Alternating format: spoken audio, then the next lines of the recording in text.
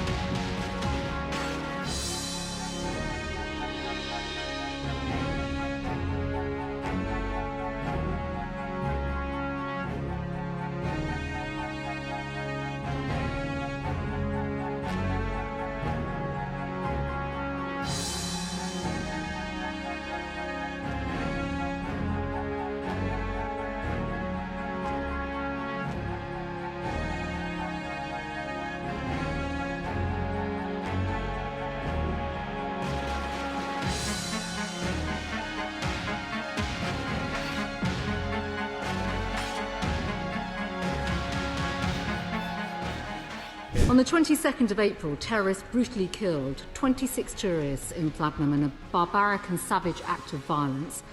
Most victims were killed at point-blank range by gunshots to their heads. My thoughts and prayers were with all those that are affected by this murderous, violent terrorism in Vlagnam.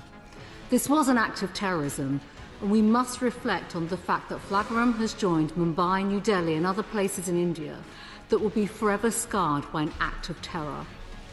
Mr. Speaker, this is clearly a precarious moment, and we want to see tensions ease between India and Pakistan. We want to avoid a state-on-state military escalation. We're also clear that India has the right to take reasonable and proportionate steps to defend itself and to dismantle the vile terrorist infrastructure that has caused death and continues to threaten them.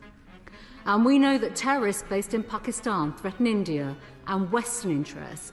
It was the country that Osama bin Laden was hiding in. And because of the long history of violence inflicted by terrorists on India, the UK has in place long-standing security cooperation agreements with India. And in fact, last week in this House, I reminded the government of those long-standing security agreements, why they exist and why they should matter to us here in the UK. Given these links, the UK government should be at the forefront of working with our friends and allies to tackle the terrorist threats that we face collectively.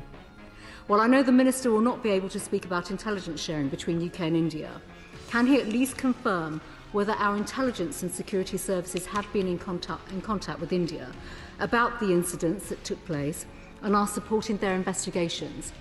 Has the government provided any specific security assistance to India in the aftermath of the terrorist attack in Kashmir?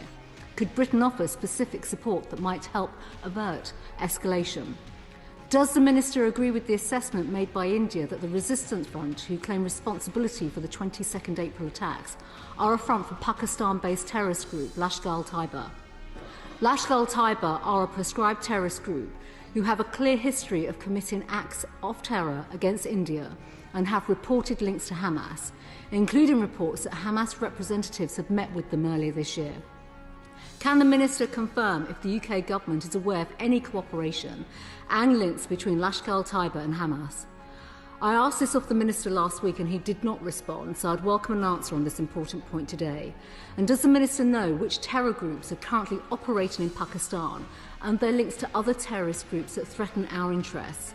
Last week the Minister said we are playing our role by trying to ensure that tensions do not escalate. The British government does have a role to play and needs to leverage its influence to help ease tensions. So can the Minister inform the House what are the direct discussions that are taking place between India and Pakistan governments since those attacks 2 weeks ago? Was the UK informed in advance of the actions being undertaken, and does the Minister have a plan to support easing these tensions? The Minister is referring to the Foreign Secretary's calls with counterparts and engagement. Can he give more evidence of those discussions? Have ministers undertaken an assessment of the terrorist infrastructure based in Pakistan? Has the Minister had discussions with the Pakistan government on this matter? And can ministers give assurances that there are sufficient measures in place to ensure that no British aid to Pakistan, either bilaterally or through multilateral sources, has ended up in the wrong hands? With these questions in mind, the diaspora communities here in the UK have strong links to both India and Pakistan, as the Minister has said. So can he give an update on the actions that will be taken to prevent the escalation of tensions impacting on communities in our country? Can he give details of extra consular capacity and support the UK will be given to the High Commissions in both countries, and provide consular support to British nationals in Pakistan and India? And finally, will the Minister now be more forthcoming with the House about the government's assessment as to who carried out the terror attack in Kashmir, whether they were working with any other malign actors, and whether he is working through the security implications for the UK? Minister.